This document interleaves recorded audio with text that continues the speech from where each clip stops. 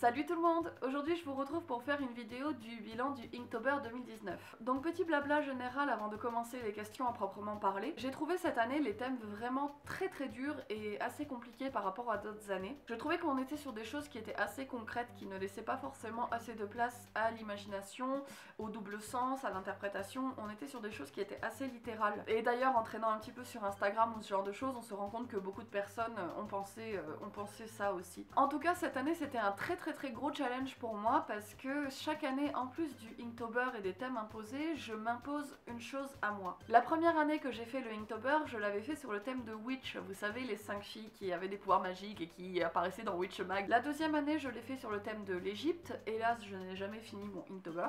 Et cette année, je me suis imposée de faire des affiches minimalistes de films en me basant sur des papiers découpés ou bien sur des aplats de couleurs. Et en fait c'était un assez gros challenge parce que même si les dessins en soi, vu que c'était minimaliste, ne me prenait pas forcément très longtemps à faire. Le fait que ce soit du papier découpé ou bien que ce soit des aplats de couleurs, etc. ça me demandait beaucoup de travail après numériquement. Et ça me demandait aussi beaucoup de travail à la découpe tout simplement. C'était un travail qui était assez délicat, très long. Mais finalement je suis assez contente de moi parce que en tout il n'y a que 4 jours sur toute l'intégralité du Inktober que je n'ai pas fait. Sachant qu'en plus il y a un moment où je n'étais pas chez moi, donc j'avais pas forcément le matos et je me suis quand même débrouillée pour prendre des choses même quand j'étais pas chez moi. Donc j'étais assez contente de moi, j'ai vraiment pas eu la sensation que j'ai trop procrastiné ou ce genre de truc. Par contre là où je suis un peu moins contente de moi, mais c'est aussi dû aux conditions. Donc c'est un challenge qui est évidemment très chronophage, assez difficile à tenir et tout. Je l'ai tenu en termes de réalisation, par contre j'avais clairement du retard sur les posts. Que ce soit sur Instagram, que ce soit sur ma page Facebook ou que ce soit sur mon Tumblr, je postais souvent 3-4 dessins d'affilée. Et ça fait que j'ai pas forcément pu mettre en valeur autant que je le voulais certains de mes dessins. Pareil au début je faisais en fait une description pour chacun des films en expliquant pourquoi je l'aimais. Il faut savoir que je tiens mon Instagram en 3 langues, donc français, anglais et espagnol, qui sont les 3 langues que je parle. Et en fait j'ai vu que ça me prenait beaucoup trop de temps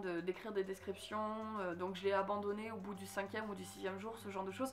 Je suis un petit peu déçue de ne pas avoir réussi à tenir ça aussi jusqu'au bout, mais je me disais que l'important dans ce challenge là était la réalisation et non pas on va dire l'à côté. Je suis quelqu'un qui tient vachement à ce que ses réseaux sociaux soient propres et assez bien cadrés, donc là je me disais que l'aspect visuel prenait le pas avant tout. On va commencer tout de suite avec la liste de questions. C'est une liste de questions que j'ai inventée, mais n'hésitez pas à la reprendre si jamais ça vous intéresse. Pour moi c'est assez exhaustif de tout ce qu'on attend du Inktober, en tout cas de ce que moi j'en attends. Tout d'abord, quel est mon dessin préféré de tout le challenge? Alors en fait je vais tricher, ça commence bien déjà la vidéo.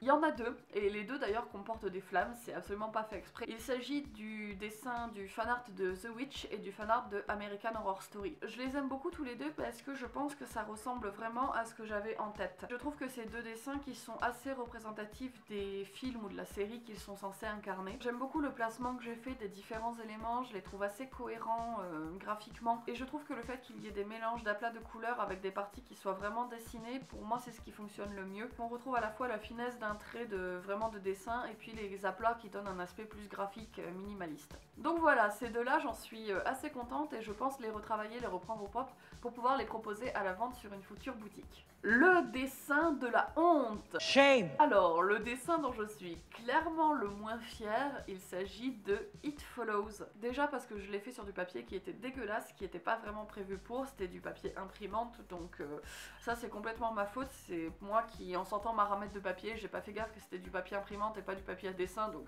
déjà en termes de réalisation c'est crade. Mais en plus de ça, ça ne correspond pas une seule seconde à ce que j'avais en tête, mais vraiment quoi, c'est...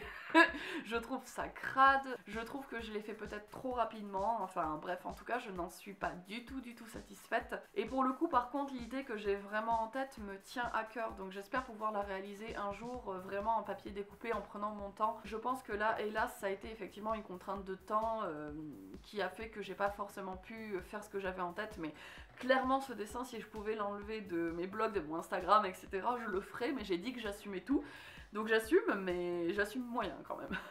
Quel est le thème qui m'a le moins inspiré? Alors déjà il y a les thèmes tout simplement que je n'ai pas fait, à savoir le tout dernier jour c'était Ripe qui veut dire mûr, mature.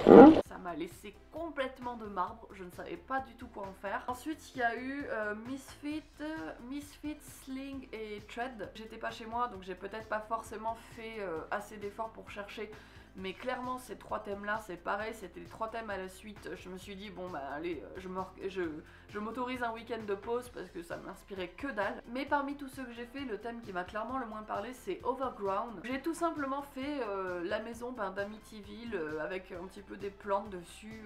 Franchement, Overground, c'est pareil, c'est hyper difficile comme thème, c'est pas du tout inspirant, je trouve. Et donc moi, je suis partie sur le classique maison hantée en illustrant un film qui n'est même pas un film qui me tient spécialement à cœur et que j'aime spécialement, mais j'étais tellement en dèche que je me suis dit que j'allais utiliser un peu un bonus non d'inspiration en faisant un truc archi premier degré, et voilà ce que ça donne. C'est vraiment pas ouf, mais clairement pas du tout d'inspiration à ce niveau là quoi. Les dessins qui m'ont demandé le plus de temps, alors il y en a deux, je pense que les deux c'est à peu près kiff kiff en fait en termes de temps. Il y a le dessin de Shining, tout simplement parce qu'en fait il s'agit d'un dessin découpé. Donc en fait le motif du labyrinthe, il s'agit d'une feuille noire que j'ai découpée, derrière laquelle j'ai mis un motif de feuille rouge, et le dessin de la hache est aussi quelque chose de découpé. Comme le motif était un motif de labyrinthe, il fallait vraiment que je fasse attention, comment vous expliquer ça, à ce que la feuille ne se découpe pas, à ce que je ne découpe pas toute une partie de la feuille qui puisse se détacher. Donc ça m'a demandé quand même pas mal de temps, et puis en termes de réalisation aussi, le fait de tout découper, c'était un travail assez minutieux, tout fait au scalpel et tout, donc ouais, vraiment il m'a demandé beaucoup de temps, mais je suis assez contente du résultat. Je voulais de toute façon un aspect assez imprécis en termes de dessin du labyrinthe. J'ai fait exprès de ne pas faire un truc à la règle qui soit tout carré, tout droit, et je trouve que le résultat rend vraiment bien et j'en suis vraiment contente. Et le deuxième, ben, c'est The Wall, tout simplement parce que déjà le The Wall c'est du papier découpé, donc les lettres, voilà, ça m'a demandé quand même pas mal de temps à faire aussi. Puis ben tout le petit travail en dot work pour amener ces jeux d'ombre, donc qui sont faits avec un stylo 0,1. Le dot work c'est toujours, c'est ma technique préférée de travail. C'est pas une technique que je maîtrise énormément non plus, mais clairement c'est une technique qui est hyper chronophage. Après le résultat, pour moi il est à la hauteur, ça fait partie des rares dessins du Inktober que j'ai envie d'afficher, donc voilà, j'en suis assez contente. Et le dessin qui m'a demandé le moins de temps, il s'agit tout simplement de Glow. Alors je voulais faire un truc archi minimaliste, clairement c'était la toute fin du challenge, j'étais un peu fatiguée, et voilà ce que ça a donné. Alors je suis peut-être un petit peu déçue parce qu'il s'agit de mon dernier dessin du Inktober, comme je vous l'ai dit, je n'ai pas fait le dernier thème qui était Ripe, donc c'est peut-être un petit peu dommage de terminer sur un dessin aussi simple, sachant que j'avais commencé par un dessin assez fort qui était un artwork de The Ring, qui m'a demandé là aussi pas mal de temps et que je trouvais assez percutant. C'est peut-être dommage de terminer par un truc comme ça, mais bah tant pis, j'assume, et puis finalement ça représente bien ce que je voulais faire pour Glow, c'est minimaliste, donc voilà, ça marche bien. Le dessin où j'ai eu le plus de retours, et je n'y attendais pas du tout, il s'agit de mon fanart sur la tendre indifférence du monde. Donc il faut savoir que c'est un film qui a vraiment été relativement peu diffusé en France, c'est un film qui vient du Kyrgyzstan, et qui tout simplement a été mon film préféré de l'année dernière. D'ailleurs, si jamais tu veux voir mon top des films de l'année dernière, je te le mets dans les i et dans la barre d'infos. La petite pub au passage. Vraiment j'ai adoré ce film, je le trouve sublime, poétique, à la fois noir et en même temps beau, ironique, une photographie superbe, bref. Et en fait en le postant, je ne pensais absolument pas qu'un jour l'équipe du film le verrait, et en fait mon dessin a été reposté par le réalisateur lui-même sur Instagram, qui est venu me remercier en MP, qui l'a posté en story, qui a fait un post dessus sur son compte. Donc j'ai été pas mal repartagée dessus, j'ai été pas mal remerciée, c'est clairement je pense le dessin qui a le plus de visibilité. Mais surtout pour moi c'est quelque chose qui me tient énormément à cœur parce que je pensais vraiment pas déjà un jour que le réalisateur le verrait. Je pensais pas que ça lui plairait, je pensais pas que ça le toucherait, et le fait de savoir qu'un mec qui peut faire de tels chefs-d'œuvre a été touché par ce que j'ai produit moi, vous pouvez même pas savoir ce que ça représente. Rien que d'en reparler, j'ai les larmes aux yeux, je sais que je suis très émotive donc c'est pas grave, mais ça m'a fait, enfin je vous jure, et parmi les choses dont je suis le plus fière dans ma vie, je pense que ça en fera à jamais partie quoi, je trouve ça génial, voilà, tout simplement. A contrario, le dessin où j'ai eu le moins de retours, et ça m'a peut-être un poil déçu parce que c'est un dessin que j'aime le plus, c'est un de ceux que j'aime le plus aussi que j'ai fait pour le Inktober. Il s'agit du thème Snow avec un fanart de Mrs. Vanjas, donc de Park Chan-wook. J'ai décidé de faire celui-ci de Park Chan-wook, donc Park Chan-wook c'est mon réalisateur préféré, hein, au passage. J'ai décidé de faire celui-ci parce qu'il me semble que c'est un de ses films les plus sous-estimés. En général quand on parle des chefs-d'œuvre de Park Chan-wook, on ne le cite pas dedans, alors que pour moi ça a été très longtemps mon film préféré. Et j'adore cette scène, donc c'est la scène finale avec le gâteau, je ne vous raconte pas ce qui se passe, mais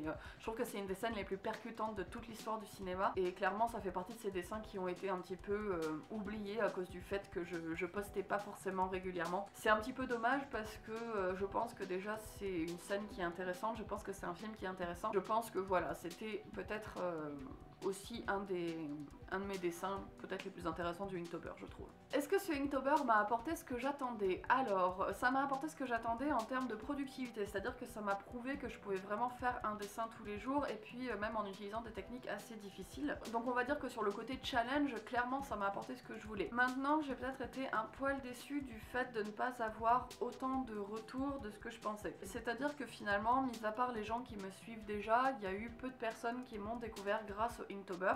Bon, à part le réalisateur, ce qui est quand même déjà énorme, mais je m'attendais à ce que ça me donne un petit boost de visibilité sur les réseaux, que ça me... voilà, que juste il y ait plus de gens qui me suivent grâce à ça. Et ça n'a pas forcément été le cas, donc là-dessus je suis peut-être un peu déçue par rapport à l'énergie que j'ai mis dans le Inktober et par rapport au résultat final. Mine de rien, sur le plan personnel, voilà, ça m'a beaucoup apporté. Il y a beaucoup de choses que je pense que je vais reprendre au propre et que je vais pouvoir vendre par la suite, donc mine de rien, voilà, ça m'a apporté un boost de productivité, mais pas forcément un boost de visibilité. Et enfin, est-ce que je vais faire le challenge l'an prochain? Clairement, oui, bien sûr. Par contre, je pense qu'il faut que je trouve de meilleurs compromis, parce que là, ça fait donc 3 ans que je fais le Inktober. Il faut que je trouve de meilleurs compromis entre le temps de réalisation et faire le challenge, tout simplement. Parce que à chaque fois, je me lance dans des trucs qui sont un peu compliqués, un peu longs.